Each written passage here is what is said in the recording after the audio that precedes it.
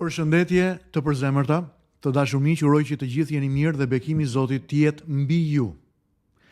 Ju uroj mirëseardhje në ditën e dytë tek Të jetosh besimin. Çdo ditë 3 minuta një mesazh jetëndryshues. Sot do të flas për temën e madhe të ruash besimin.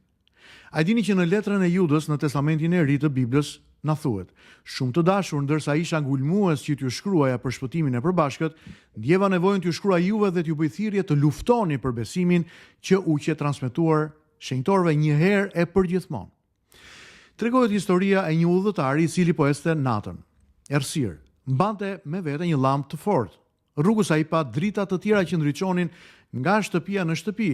Disa ishin të zbeta, disa të ngrohta, disa thjesht drita dekorative.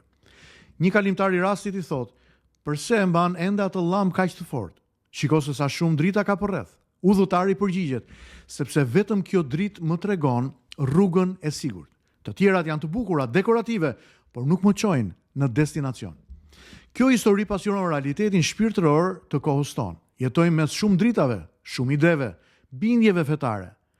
Shumë prej tyre duken të rrejse, por vetëm një na çon tek e vërteta që shpëton. Jezusi tha: "Unë jam drita e botës." Më lejoni të ndaj me ju shkurtimisht 3 të vërteta që duhet t'i mësoni. E vërteta e parë: tolerancë nuk do të thotë barazi së vërtetës. Krishterimi nuk mohon të drejtën askujt që të besoj ku të dojë.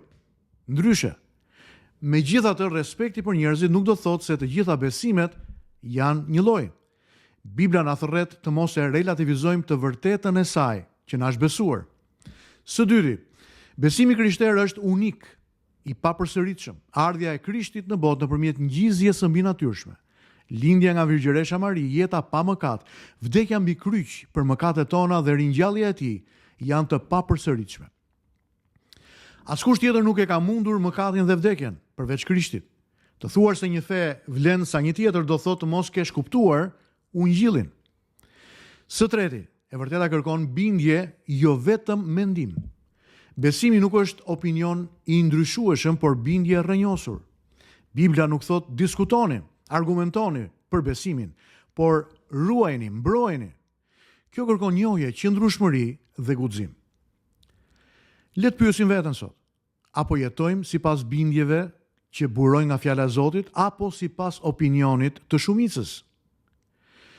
Forco besimin tënd nëpërmjet fjalës së Zotit, jo vetëm nëpërmjet ndjenjave dhe emocioneve. I but në qëndrimin ndaj të tjerëve, por i palëkundur ndaj së vërtetës së Krishtit. Mos ki frikë të dallosh nëse dallimi yt buron nga e vërteta. Le të lutemi së bashku. Atë qellor të falenderojmë për besimin që ti na ke dhënë. Na ndihmo që të mos jetojmë sipas mendimeve, emocioneve, opinioneve të ndryshme të kësaj bote, por sipas bindjeve që burojnë nga fjala jote, Bibla. Forcoj zemrat tona që të qëndrojmë besnik, të përulur ndaj njerëzve dhe me guxim për Krishtin, dhe bëje të vërtetën e fjalës tënde që të jetë dritë që udhëheq hapat tan. Unë lutem në emrin e Jezusit. Amen. Zoti ju bekoft, miq të dashur, shihemi nesër.